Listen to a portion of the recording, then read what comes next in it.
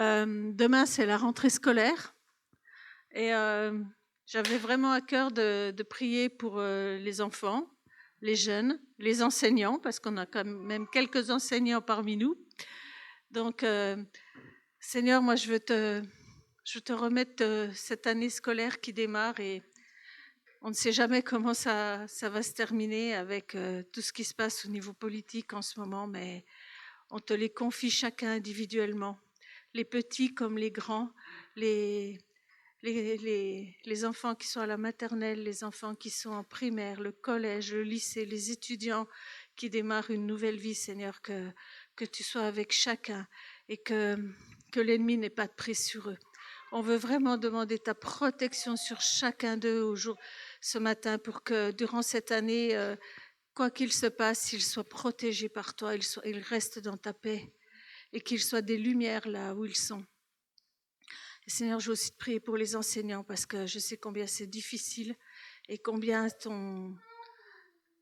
ils bataillent parfois pour y arriver. Alors Seigneur, que ta grâce soit avec eux tout au long de l'année, qu'ils se sentent accompagnés par toi, que leur intelligence et leur sagesse soient renouvelées par toi, afin qu'ils puissent apporter ce qu'ils doivent apporter, mais ce qui vient aussi de toi. Seigneur, merci pour ces enfants qui sont là. Merci pour ces familles, alors qu'on est dans un monde où on détruit la famille. Toi, tu bénis la famille. Je demande ta pleine bénédiction sur chaque famille représentée. Et merci Seigneur pour ta présence auprès de chacun d'eux, à chaque instant durant cette année. Amen.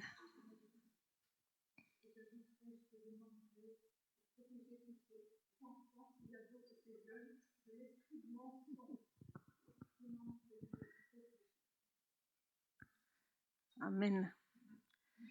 Il peut les protéger de plein de choses.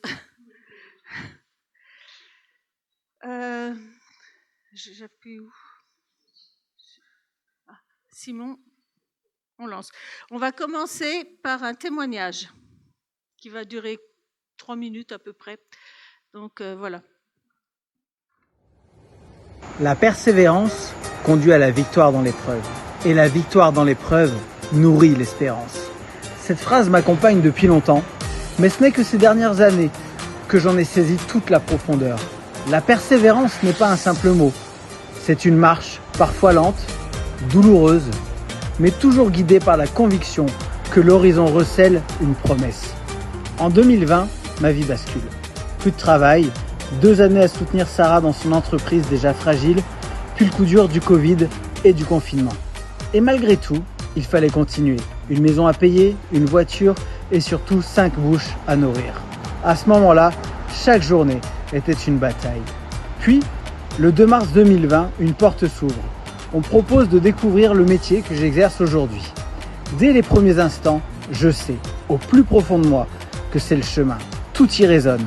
La dimension humaine, l'aspect technique, mais aussi la promesse d'une vie de famille plus équilibrée. Mais alors, une question terrible s'impose. Est-il raisonnable de se lancer dans l'entrepreneuriat alors que nos finances sont déjà au bord du gouffre ? La réponse est claire. Non. Mais ma réponse intérieure fut différente. Oui, 1000 fois oui. Non pas par inconscience, mais parce que j'y voyais un sommet à gravir. Je n'en mesurais pas encore la longueur ni la rudesse de l'ascension, mais j'avais la foi que c'était le chemin tracé pour moi. Et c'est là, dans ces années d'épreuve, que j'ai compris ce que signifie réellement persévérer. Se battre, jour après jour, avec une conviction inébranlable et garder le regard fixé sur l'espérance. Il y a eu des soirs où le frigo était vide, des mois où nous avons dû accepter l'aide précieuse de la banque alimentaire du village et l'aide financière des proches. Mais même dans ces instants de fragilité, nous n'avons jamais cessé de lever les yeux vers l'espérance. Je me souviens d'un moment précis en 2020, alors que nous vivions notre vallée la plus sombre. Mila, ma fille de 5 ans, m'a regardé droit dans les yeux et m'a demandé avec l'innocence d'un enfant mais la force d'une prophétie. « Papa, nous, quand est-ce qu'on va à Tahiti ?» Cette question, inspirée par une chanson, a résonné en moi comme un défi et une promesse. Je lui ai répondu que nous irions en 2025. Pas parce que j'en avais les moyens, mais parce que j'avais un plan. une foi et la certitude que Dieu marcherait avec nous si nous persévérions. Ces 5 années ont forgé notre famille. Elles nous ont appris le courage silencieux, l'amour sans condition, la foi qui ne tremble pas. Mes filles et ma femme ont été exemplaires. Aucune plainte, seulement une confiance totale. C'est ma plus grande fierté. Parce qu'au-delà de tout, je voulais leur transmettre une vérité. Lorsqu'on se bat avec foi, lorsqu'on confie à Dieu ses projets, tout devient possible. Aujourd'hui, alors que j'écris ces lignes, face à l'océan Pacifique Sud, à Tahiti, je ne le fais pas pour montrer où je suis, mais pour témoigner. Témoigner qu'il est possible de se relever, d'avancer malgré les tempêtes, de transformer la douleur en force et la foi en victoire. Mon chemin n'est pas fini, d'autres obstacles surgiront, mais désormais je sais. L'amour, l'espérance et la persévérance seront toujours mes compagnons de route. Alors à toi qui lis ces mots ou qui écoutes, si tu traverses une vallée obscure, souviens-toi de cette promesse. La persévérance conduit à la victoire dans l'épreuve et la victoire dans l'épreuve nourrit l'espérance. Romains 5, verset 4. Bon, alors pour ceux qui n'ont pas reconnu, c'est notre fils Benoît qui a vécu ça. Et c'est vrai que cet été, et là ils viennent de rentrer de 4 semaines à Tahiti. Et c'est vrai que pour moi, c'est dur parce qu'on a vécu avec eux ces 5 années difficiles, tu vois. Aurore, t'es pas toute seule à galérer. Et je vais pas parler. Alors, mon message ne porte pas du tout sur la persévérance. Mon message, Benoît, je lui ai demandé de. Fallait pas le mettre tout de suite. Bon, c'est pas grave.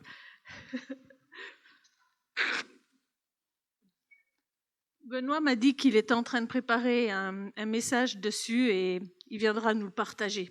Donc, il en parlera bien mieux que moi parce qu'il l'a vécu encore plus près que moi. Moi, mon message, c'est ça, le lâcher prise. Parce que, en tant que parent, comment on réagit quand un enfant n'a pas à manger? Quand la maîtresse, elle dit à votre petite fille, t'as rien d'autre à te mettre? Ben non, j'ai rien d'autre à me mettre. Et nous, en tant que parents, voilà, on a appris à lâcher prise. Et je crois que c'est quelque chose qu'on a beaucoup de mal à faire, tous dans notre vie, à lâcher prise. Pas qu'en tant que parents, le lâcher prise en général, perdre le contrôle de notre vie. C'est un des défis. Excusez-moi. C'est un des plus grands défis dans notre vie. Laisser le contrôle à 100% à Dieu. Alors on pense, on dit, oui, j'ai le Seigneur, tu es aux commandes, Seigneur, tu contrôles tout. Je ne suis pas certaine qu'on le laisse contrôler complètement tout. Et c'est pour ça que... Et puis ce matin, les témoignages m'ont prouvé que c'était vraiment le message que Dieu avait prévu pour nous aujourd'hui. Donc voilà, c'est pas la persévérance. Je vous dis, Benoît en parlera bien mieux que nous et je pense que dans l'année, on le fera venir pour qu'il nous explique un peu tout ça. Donc Benoît, comme vous le savez sûrement, il fait partie de l'église d'Actes à Chambéry avec Octavio et il prêche régulièrement là-bas quand Octavio s'en va. C'est vrai que ces années ont été chaudes. Je ne sais plus par où commencer. C'est vrai que quand Benoît a commencé, il a perdu son travail et pendant 2 ans, il a eu le chômage, donc ça allait. Et puis quand le chômage s'est arrêté, tout le monde lui a dit faut trouver du travail, tu as une famille à nourrir. Alors il a cherché et à un moment donné, il a trouvé un travail qui était relativement bien rémunéré et tout le monde lui a dit prends-le. Donc il a postulé, il a été accepté à ce travail. Et puis au dernier moment, un jour, il nous dit tout compte fait, je le refuse ce travail. C'est pas le plan de Dieu pour moi. Et là, en tant que parent, vous dites ouais, ok. Et le papa, il lui dit tu sais, t'as quand même une famille à nourrir. Puis de l'autre côté, les autres parents qui en rajoutent plus qu'une couche. Et puis moi, je me dis Seigneur, je peux pas parler pour les autres, je parle que pour moi. Je dis Seigneur, si c'est ton plan, qui suis-je pour dire le contraire? Si tu lui as dit ça, moi, je suis personne pour dire le contraire. Mais en attendant, il a fallu lâcher prise. Il a fallu comprendre que nos enfants, eh ben, c'est pas nous qui contrôlons leur vie. Tous les parents ici le savent. C'est pas nous qui sommes aux commandes de leur vie. Et ça, c'est difficile. Je pense que tous les parents le savent. Quand on était jeune mariés avec Christophe, pendant 1 an, il a fait le service militaire. Donc, il revenait pas tous les week-ends. Je me suis retrouvée toute seule avec un enfant de 2 ans. Je travaillais toute la journée. Et à l'époque, c'était pas des semaines de 35 heures, mais des semaines de 40 heures. Les journées étaient compliquées. Le soir, je rentrais fatiguée de mon travail et j'avais un petit bonhomme plein de vie qui était à la maison et j'avais l'impression d'être noyée en permanence, quoi. Et un jour, la nounou, quand je vais le récupérer, elle me dit « Oh, vous savez, hein, petit enfant, petit souci, grand enfant, grand souci. » Et là, moi, j'avais qu'une envie, c'est d'envoyer un pain en pleine tronche, quoi. Parce que je peux vous dire que j'étais dans la galère la plus complète, quoi. D'ailleurs, le soir, je rentrais, l'éducation, pendant 1 an, ça a été un peu à la va comme je te pousse. Quand Christophe a repris sa place au foyer, c'était un peu compliqué, faut l'avouer. Mais sur le coup, j'ai pas compris. Et puis, quand mes enfants ont grandi, quand mes enfants sont devenus adultes, j'ai compris. J'ai compris que quand ils sont petits, ben oui, on est fatigué, on est épuisé, on est la tête sous l'eau, mais on maîtrise quand même leurs problèmes. Quand ils tombent, on leur fait un gros câlin, on met un pansement.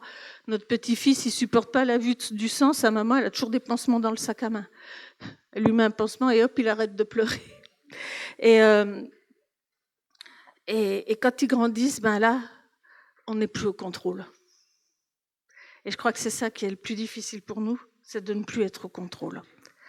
Et donc, en parlant avec plusieurs, je me suis rendu compte que ce fameux lâcher-prise, ben, c'était pas si facile que ça.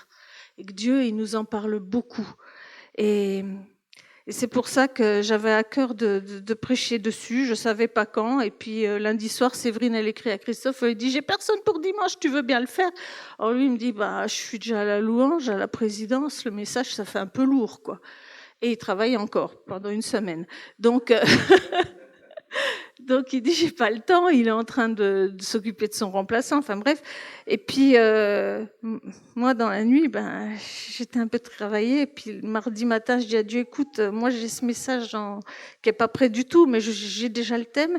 Et puis je dis si ce soir il n'y a pas de solution, je prêche. Et puis le soir quand Christophe rentre du travail, je dis vous avez trouvé une solution avec Séverine pour dimanche? Ben il me dit non. Bon, ben, j'y vais, je me lance. Donc voilà, je pense vraiment que c'est dans le plan de Dieu. Donc, lâcher prise, qu'est-ce que ça veut dire? Parce que lâcher prise, oui. Donc, bon, c'est un bonhomme qui tombe, mais il y a un filet en dessous, quoi. Donc, là, une des définitions, c'est l'aptitude à accepter les changements et à s'y adapter. C'est le lâcher prise. C'est accepter que nous ne contrôlons pas tout. Et en tant que chrétien, on peut dire, c'est permettre à Dieu d'être présent dans sa vie, savourer le présent tel un bienfait et avancer dans sa paix, sachant qu'il est au contrôle. Donc, permettre à Dieu d'être présent dans sa vie, savourer le présent d'un tel bienfait, avancer en paix, sachant qu'il est au contrôle. Donc le lâcher prise. Les synonymes, ça peut être laisser aller, laisser partir, laisser tomber, laisser filer, abandonner, se détacher. Ça ne veut pas dire je m'en moque, j'en ai plus rien à faire. Attention, ça ne veut pas dire c'est pas parce que je lâche prise que la situation, moi maintenant il se débrouille. Non, c'est pas ça. Nous pour Benoît, à un moment donné, j'ai dû lâcher prise et Dieu m'a dit clairement, un jour j'étais dans ma douche, il m'a dit, tu sais, je m'occupe bien mieux de tes enfants que toi-même. C'est moi qui les prends en main maintenant. Et j'ai dû dire, ok, mais tous les jours, je proclame le nom de Jésus, le nom de vie sur eux. Tous les jours, je les apporte devant le trône de la grâce. Et après, c'est lui qui agit, c'est plus moi. Ça ne veut pas dire que je me moque d'eux. À l'époque, on a fait ce qu'on a pu. On a été présent au maximum pour eux. Et puis maintenant, ben voilà, quoi. Ils reviennent de Tahiti. La grâce de Dieu, parfaite. Euh, je vais vous montrer des images qui, moi, m'ont parlé. Alors bon, les images en elles-mêmes, c'est pas tout à fait ce que je voulais, mais j'appuie sur la flèche. Voilà. Alors, j'ai eu cette image, je pense que ça vient de Dieu, que le lâcher-prise, c'est comme la mer, quand il y a des vagues. Là, on a des nageurs. Alors là, je crois que ils sont pas dans le bon sens. Mais moi, je voyais un nageur qui s'éloignait de la plage. Et il y avait des vagues. Il traversait les vagues, il s'en prenait plein la tête. Il avait de l'eau partout. Après, deuxième image. Je vous dis, j'ai pas trouvé les images que je voulais, mais c'est pas grave. Un nageur dans sa bouée. Il part toujours de la plage. Alors, il ne se prend plus des vagues en pleine tête, moins en tout cas, sauf si elles sont très grosses, mais il revient toujours au rivage. Il n'arrive pas à s'éloigner de la plage, il n'arrive pas à avancer. Le sens des vagues le ramènera toujours sur le rivage. Donc, troisième possibilité, des rameurs. Donc, eux, ils vont réussir à avancer, mais ils ne vont pas aller très loin. Ils vont être rapidement bloqués parce qu'ils vont fatiguer. Surtout dans la mer, qu'avec les vagues, ramer, c'est pas simple. Donc, troisième possibilité, le petit bateau à moteur. Là, on avance bien, on fatigue moins. Mais on sent bien les vagues. Chaque fois ceux qui font du bateau, ils le savent, chaque fois qu'on passe sur les vagues, ça fait, on les sent bien. Et puis, l'autonomie, elle est quand même pas énorme, on va pas trop loin. Et dès que le temps, qu'il y a un peu trop de vent et tout, on rentre au port. Le chalutier, lui, il est plus gros. Il peut faire face à la tempête, aux vagues fortes, mais malgré tout. Une fois avec Christophe, on était sur un ferry et il y avait beaucoup de vent et il y avait des grosses vagues. Et je peux vous dire que j'ai pas beaucoup mangé. Et ensuite, le gros bateau. Alors moi, ça me fait peur, ces engins, ces immeubles sur l'eau, j'avoue que ça me fait peur. Mais cet été, j'ai été interpellée parce qu'on discutait avec la maman de Maggie, donc notre belle-fille américaine, et elle raffole de faire des croisières. Alors elle me dit, parce que je fais rien, tout est pris en charge, je fais pas à manger. Et tout. Mais elle m'a dit quelque chose d'intéressant, elle m'a dit, quand on est sur ces gros bateaux, on sent pas du tout qu'on est sur l'eau. Les vagues, elles n'ont pas de... Alors, j'imagine une grosse tempête, peut-être, mais elle dit, on ne sent pas qu'il y a des vagues, c'est hyper stable. Et du coup, ce qui m'a parlé dans toutes ces images, vous allez dire, mais elle va où, là ? Pour moi, le nageur qui n'a pas de bouée, c'est le gars qui veut être au contrôle de sa vie complète. Je suis au contrôle de ma vie, et puis tout ce qui arrive dans ma vie, je me le prends en pleine tête. J'ai les vagues, j'ai l'eau, je suis submergée. Ensuite, celui qui a la bouée, c'est celui qui commence un tout petit peu à faire confiance à Dieu. Mais pas trop, faut pas abuser. Un peu. Je te laisse, mais je garde beaucoup de choses pour moi. Et donc, plus on avance, plus ça va être ça. Et à l'arrivée, celui qui est sur le gros bateau, qui sent plus les vagues, c'est celui qui est complètement en confiance avec Dieu, qui a complètement lâché prise, qui a laissé Dieu prendre le contrôle total de sa vie. Donc, l'autre question qui est intéressante, c'est pourquoi il faut lâcher prise. Alors, la Bible, elle nous en parle du lâcher prise. Je vais vous lire vite fait plusieurs petits versets. Le psaume 46, 11.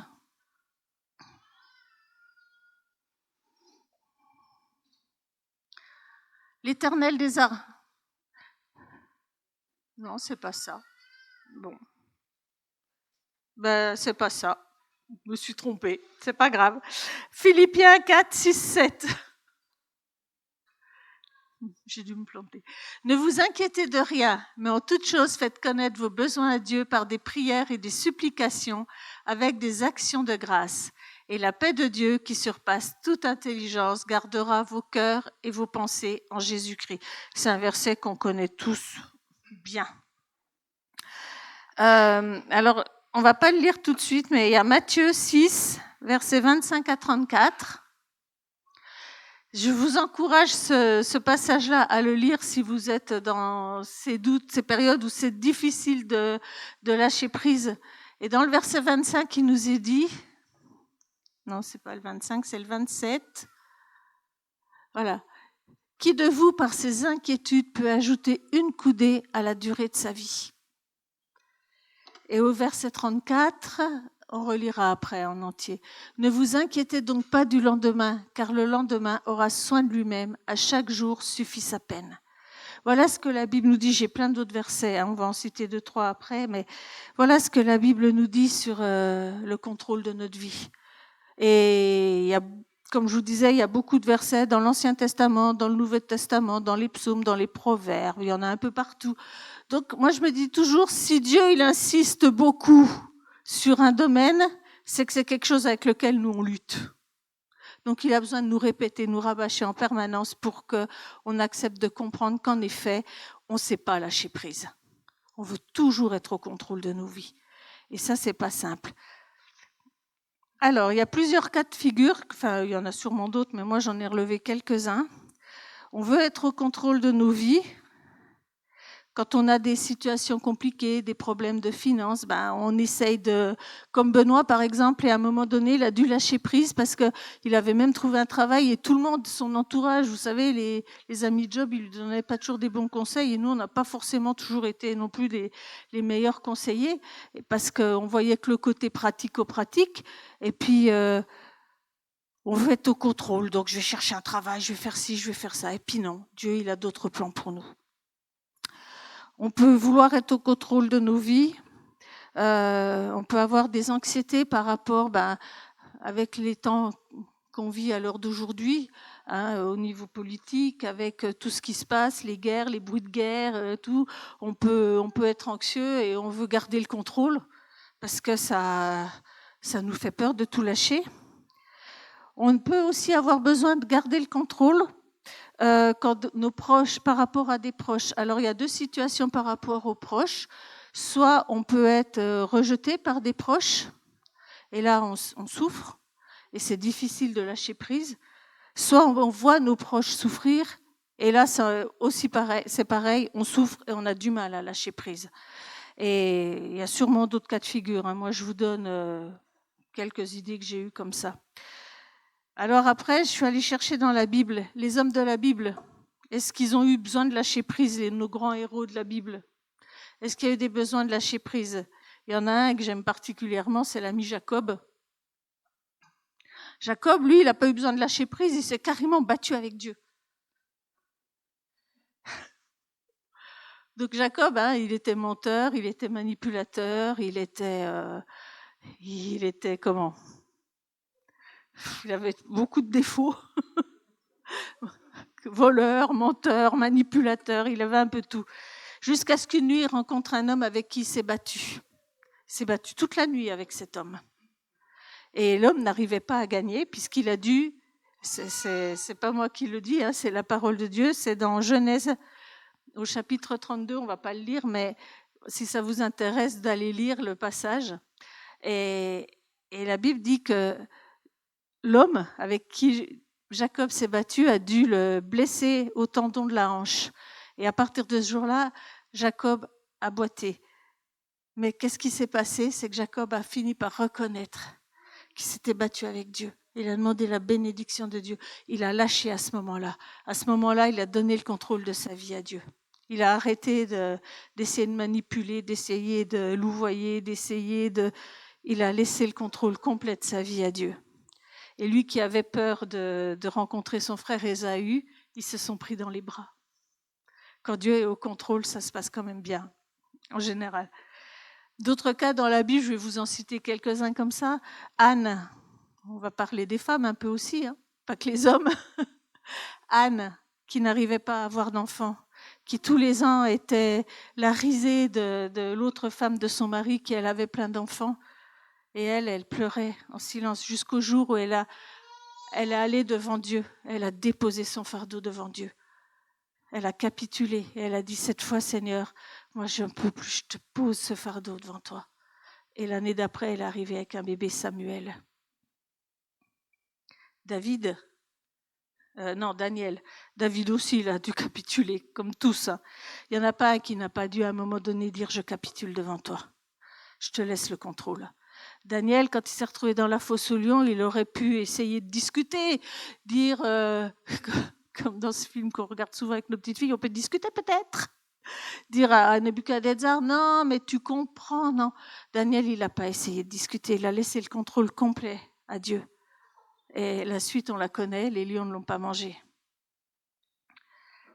Pierre, notre grand Pierre, qui jusqu'au bout voulait se battre pour Jésus et tout, il a dû capituler. Je pense que le jour quand il a réalisé qu'il avait renié Jésus, à mon avis, il s'est retiré, mais il a capitulé à ce moment-là. Il a dû s'aplatir devant Dieu.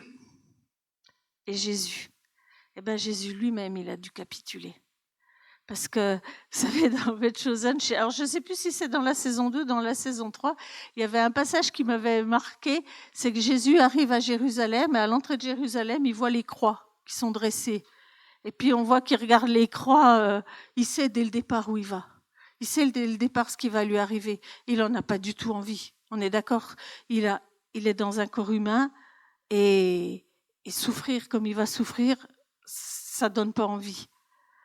Et à Gethsémane, quand il prie, il dit à Dieu, si ça pouvait s'éloigner de moi. Et puis non, Seigneur, Père, que ta volonté se fasse. Donc la capitulation devant Dieu, sachez-le, c'est pas donné à tout le monde, c'est un choix. À un moment donné, on doit faire le choix de dire à Dieu, je te laisse le contrôle de ma vie. Et ça, alors on le fait. Seigneur, tu as le contrôle. Et puis quand on a un souci, quand on a un problème, on se rend compte qu'on lui a pas franchement laissé le contrôle. On est juste avec la petite bouée ou avec les rames. Parce que si on reparle du problème avec le copain, on pleure. Donc ça veut dire quelque part que la souffrance elle est toujours là. Donc le contrôle, on l'a pas laissé complètement à Dieu. Et on est comme je vous montrais, il y a différents stades de contrôle. Hein.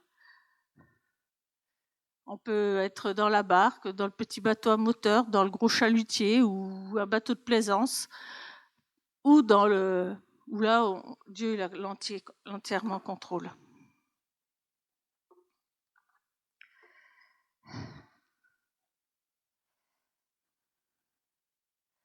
Alors après, je me suis posé cette question, pourquoi lâcher prise ?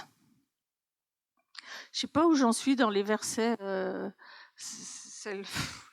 J'ai fait un micmac avec mes versets. Ouais, vas-y, mets-le. Pourquoi lâcher prise ?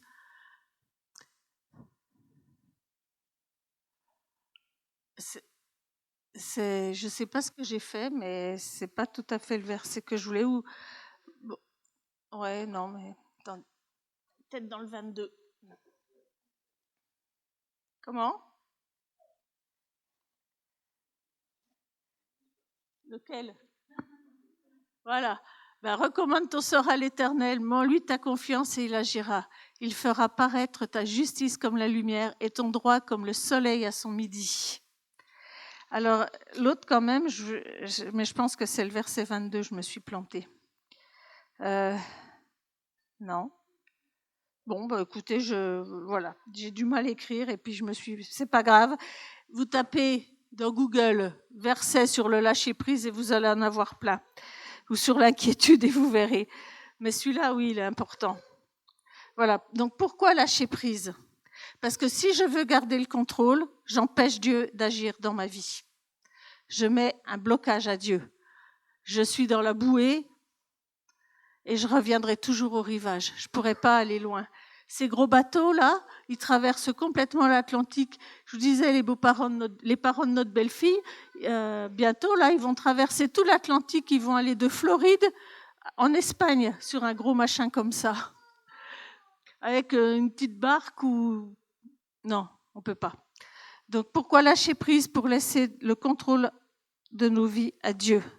Quand on refuse de lâcher prise, quand on veut garder le contrôle dans nos vies, quand on refuse de s'abandonner complètement, on empêche le Saint-Esprit d'agir dans nos vies. Le Saint-Esprit, il a des projets pour nous. Il peut agir dans nos vies de manière différente. Il peut agir dans nos vies de façon parfois un petit peu bizarre. Mais laissons-lui le contrôle à lui. C'est lui qui décide de la manière dont il agit dans nos vies. C'est pas à moi de lui dire, alors Saint-Esprit, ça t'as le droit de le faire, ça t'as pas le droit. Laissons le Saint-Esprit agir. Si je suis au contrôle de ma vie, je l'empêche d'agir dans ma vie. Ensuite, un autre problème, quand on est trop au contrôle de sa vie, c'est qu'on se fixe des limites socialement. Alors, qu'est-ce que je veux dire par là ? Eh bien, on peut devenir égocentrique, on pense qu'à soi et à ses problèmes. On parle en permanence de ses problèmes à soi. On a rencontré dernièrement quelqu'un c'est une personne blessée qui est divorcée, sa femme a remonté ses enfants contre lui, donc il parle pas à peine avec ses enfants, sauf pour lui demander de l'argent, il les voit pas, mais il ne parle que de ça. Il ne parle que de ça. On est rentré de vacances, il nous attendait à la maison, et la seule chose qu'il a dit, c'est « il y a des problèmes ». Il n'a même pas demandé à Christophe « votre voyage s'est bien passé, vos vacances se sont bien passées, c'est un minimum ». Mais non, tout de suite, et pas une fois dans la conversation de la soirée, il a cherché à savoir si on avait passé des bonnes vacances.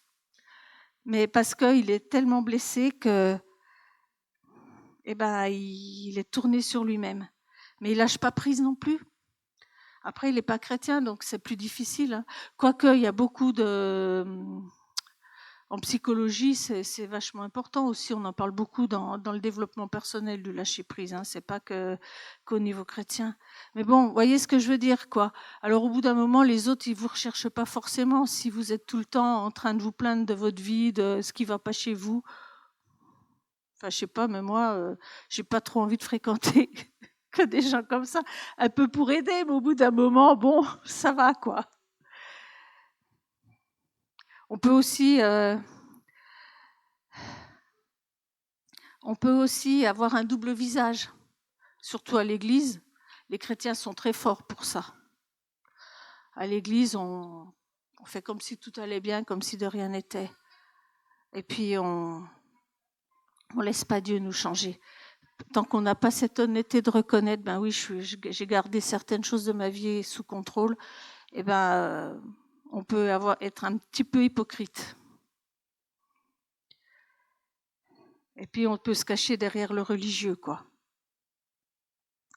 Et après, dernière chose que j'ai recensée, c'est on peut rester dans l'état de victime, voilà. On peut se victimiser à outrance. Et vous savez que quand on est victime, Dieu ne peut plus rien faire pour nous. C'est jamais de ma faute, c'est toujours les autres. Il n'y a pas de remise en question. Si je me remets pas en question, comment est-ce que Dieu il peut m'aider ? Comment il peut m'atteindre ? C'est pas moi, c'est l'autre, il est méchant avec moi. Et du coup, on ferme la porte à Dieu. Donc tout ça, c'est des choses, c'est du non lâcher prise. Tout ça, c'est du vouloir garder le contrôle dans nos vies. Et pourquoi on veut garder le contrôle ? Donc, comme j'ai dit, il y a la victimisation, il y a l'orgueil. Moi, je suis un homme. Bon, enfin, non. Mais, vous voyez, tu ne savais pas. Non, mais je suis une femme forte, voilà. Je suis une femme forte. Je peux maîtriser les choses qui m'arrivent. On peut douter aussi un peu, on peut avoir un manque de confiance en Dieu. On se dit, parce que se laisser tomber et puis tomber dans un filet, c'est pas évident. J'avais l'image cette nuit d'un film que j'ai beaucoup regardé quand j'étais plus jeune, où on demande aux jeunes de sauter du haut d'un immeuble. Ils voient pas le fond, ils savent pas où il va. On leur dit, faut sauter, fais tes preuves, saute. Et en fait, ils sautent, c'est haut, mais ils arrivent dans un filet. Mais ils le savent pas au début quand ils sautent. Et c'est ça le lâcher prise, laisser le contrôle de nos vies à Dieu, c'est sauter sans savoir ce qu'il y a en dessous. Mais avec Dieu, il y a un filet tout le temps, tout le temps, tout le temps. Voilà. Donc, n'ayons pas peur. On peut se sentir indigne de l'amour de Dieu. Donc non, Seigneur, moi je suis pas digne que tu t'intéresses à moi, donc je vais pas faire ci, donc je vais pas faire ça. Donc je garde un peu le contrôle de mes émotions, je garde le contrôle de ma vie, je garde le contrôle de tout pour que toi tu parce que tu comprends, je vais t'aider un peu. Moi, je suis pas digne que tu t'intéresses à moi.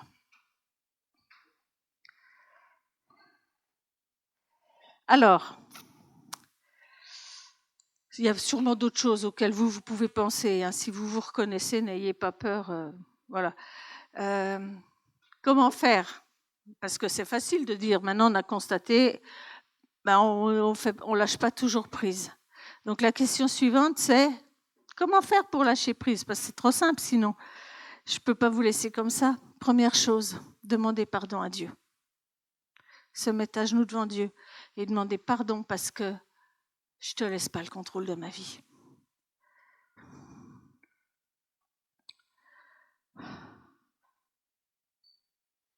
J'arrive pas à me relire. Reconnaître ses limites. Reconnaître qu'on est limité, nous. Et qu'on ne va pas loin sans lui. Être sincère devant Dieu. Et ça, c'est pas facile. Reconnaître que dans tel domaine de ma vie, j'ai gardé le contrôle, je t'ai pas tout laissé. Parce qu'on le chante, on le dit, Dieu est au contrôle. Mais est-ce que Dieu est réellement au contrôle? Est-ce qu'on le laisse réellement tout diriger dans nos vies, du début à la fin, même du moindre petit achat? Est-ce que c'est lui qui dirige ou pas? Et on le voit, nous, on le voit bien avec nos parents, avec nos enfants. On laisse pas le contrôle. On veut diriger, on veut. Pareil, l'autre jour, on regardait un film avec Christophe, et les parents, ils veulent tout contrôler sur la vie de leurs enfants adultes. Et alors, c'est des films, c'est pas la réalité, mais quand même, on est un peu comme ça. On veut contrôler. Hein, Aurore? Et à un moment, il faut lâcher. Voilà. Et il y a un moment où il faut lâcher. Donc, demander pardon, reconnaître ses limites. Identifier ce qui dépend de nous et ce qui ne dépend pas de nous. Il y a des choses, quand c'est quelqu'un, un proche ou un enfant ou un parent ou quelqu'un un proche, ça peut être un ami qui nous fait du mal, ça ne dépend pas forcément de nous. Nous, on peut lui demander pardon, après, ça ne dépend plus de nous. Donc, identifier s'il y a quelque chose que moi je peux faire ou pas. Parce que parfois, ça ne dépend pas de moi. Proclamer la parole. Et c'est là où on va revenir à Matthieu 6, 25, 34.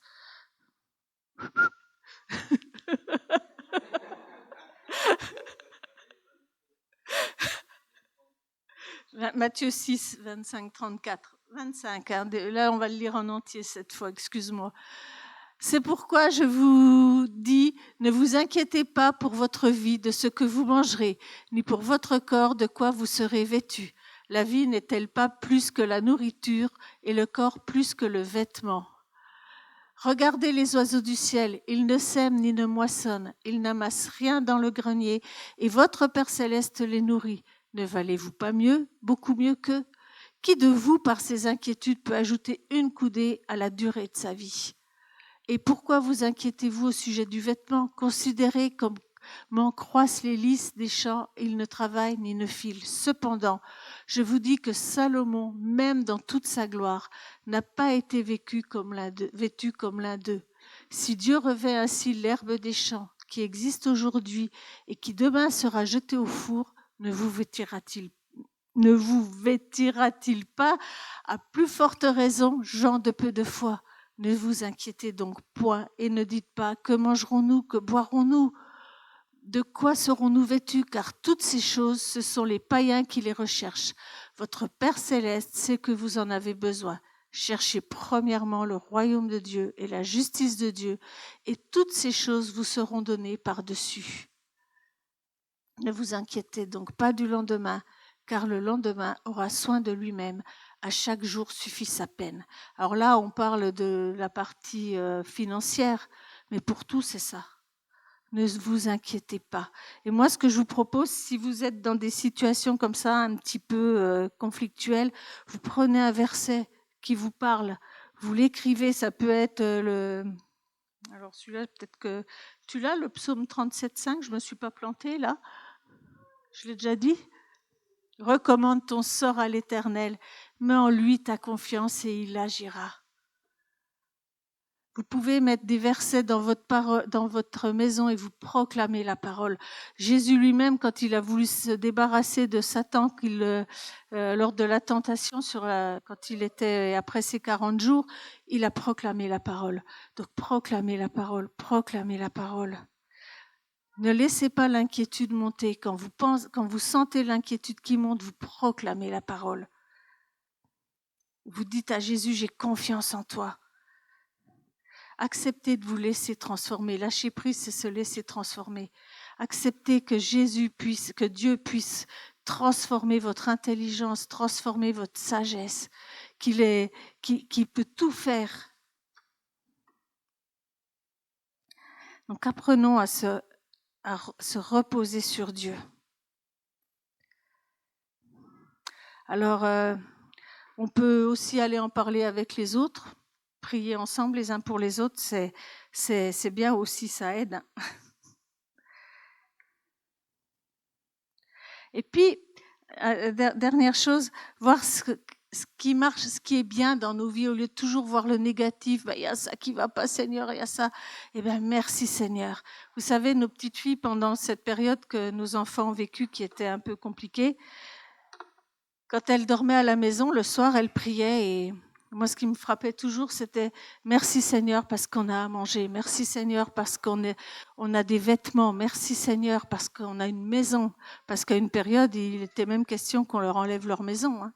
Et merci Seigneur. Elles remerciaient Dieu parce elles ont toujours eu à manger, elles ont toujours été vêtues et elles étaient reconnaissantes. Et apprendre l'obéissance, et c'est ce que Aurore nous a montré, l'obéissance. Dieu lui a dit, va là, elle obéit, elle y va. Et il y a la bénédiction derrière, c'est sûr.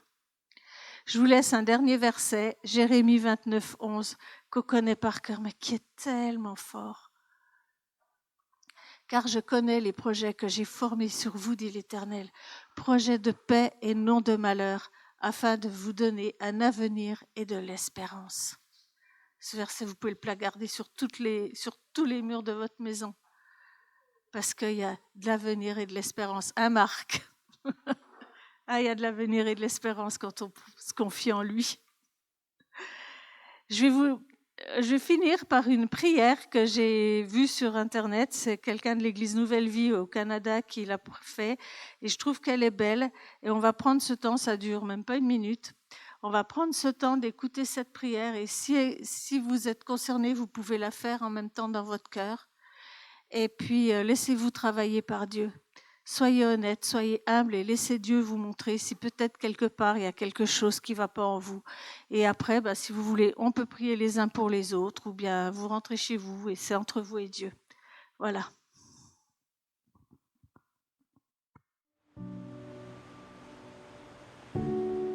Bienvenue dans cette prière guidée. Peu importe où tu te trouves ou ce que tu traverses, prends un instant pour t'arrêter, te recentrer et te déposer devant Dieu. Que cette prière t'accompagne et t'aide à lâcher prise, en te rappelant que Dieu est souverain et en contrôle de chaque situation de ta vie.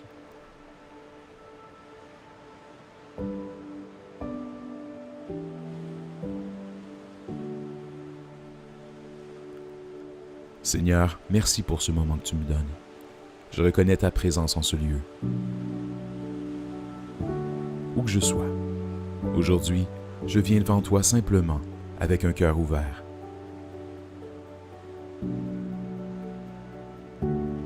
Je choisis de m'abandonner totalement à toi, de déposer mes préoccupations et mes fardeaux entre tes mains. Tu es mon Père céleste, mon refuge et ma forteresse, et je te fais confiance. Seigneur, je reconnais que parfois je tente de tout contrôler, de comprendre chaque détail, chaque situation. Mais je viens devant toi aujourd'hui pour te remettre mon cœur, mes pensées et mes actions. Je lâche prise, Seigneur. Je choisis de ne plus m'inquiéter, de ne plus me battre contre les circonstances. Mais de t'offrir toute ma confiance, sachant que tu es en contrôle. Tu es celui qui tient toutes choses entre ses mains et je n'ai pas besoin de porter seul ce fardeau. Je confie tout, chaque souci, chaque incertitude. Je reconnais que ta volonté est toujours meilleure que la mienne, que tes plans sont plus grands et plus parfaits que ce que je ne pourrais imaginer. Aide-moi à lâcher prise et à abandonner les choses que je ne peux pas changer, à accepter que tu as un plan pour ma vie, même si je ne le vois pas encore.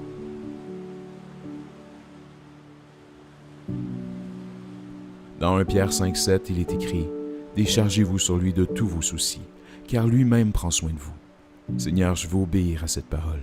Je veux me décharger de mes inquiétudes et les confier à celui qui sait exactement ce dont j'ai besoin. Je sais que tu prends soin de moi, que tu ne me laisseras jamais tomber. Même lorsque la route semble incertaine, je choisis de marcher en sachant que tu es toujours là, juste à mes côtés.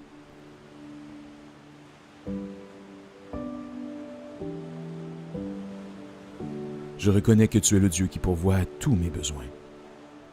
Lorsque je suis fatigué, tu me donnes le repos. Lorsque je suis incertain, tu me donnes la direction.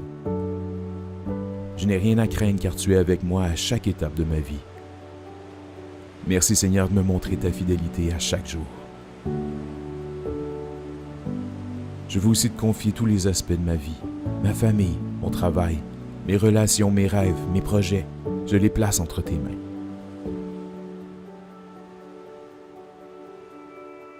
Je reconnais que je ne peux pas et que je ne dois pas tout contrôler. Tu es celui qui dirige ma vie et je choisis d'être guidé par toi. Lorsque je me sens perdu, je sais que je peux revenir à toi pour trouver la paix. Ta parole nous rappelle dans Philippiens 4, 6 et 7 « Ne vous inquiétez de rien, mais en toute chose faites connaître vos demandes à Dieu par des prières et des supplications, avec des actions de grâce. Et la paix de Dieu qui surpasse toute intelligence gardera vos cœurs et vos pensées en Jésus-Christ. » Je choisis de m'abandonner à toi, Seigneur, et de croire que tu me donneras ta paix. Une paix qui surpasse tout ce que je peux comprendre. Je te remets mes pensées, Seigneur. Parfois mon esprit est agité, rempli de doutes et de préoccupations. Mais je sais que tu veux me donner un esprit tranquille, une paix profonde qui envahit tout mon être. Seigneur, viens apaiser mon esprit, remplis-moi de tranquillité. J'accepte la paix que tu veux me donner. Merci de m'apprendre à me reposer en toi et à me libérer des chaînes de l'anxiété. Psaume 46, verset 10 dit « Arrêtez et sachez que je suis Dieu. » Seigneur, je veux m'arrêter dans ta présence, lâcher prise et me rappeler que tu es Dieu. Tu es en contrôle de chaque détail de ma vie et rien n'échappe à ton regard. Que ce moment soit un instant de tranquillité et de réconfort, où je choisis de me reposer pleinement en toi. Je choisis aujourd'hui de lâcher les fardeaux que je porte. Je me souviens que je ne suis pas seul et que tu te tiens toujours à mes côtés. Je choisis de vivre dans la certitude que ton amour pour moi est inébranlable et que tu es celui qui me soutient, quoi qu'il arrive. Je sais que tu as le contrôle sur tout. Tu as tout prévu, même ce que je ne vois pas encore. Tu es celui qui dirige mon chemin, et je sais que là où tu me conduis, c'est un lieu de paix et de réconfort.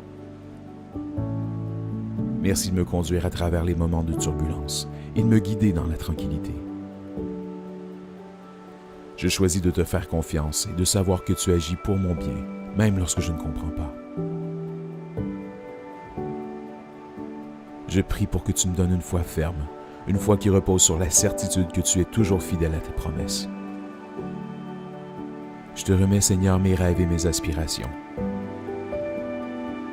Je sais que tu connais le futur et que tu as déjà tracé un chemin pour moi. Je choisis de marcher sur ce chemin, confiant que tu es celui qui mène. Que ta paix, Seigneur, vienne envahir mon cœur. Aide-moi à lâcher ce qui m'empêche de te faire totalement confiance.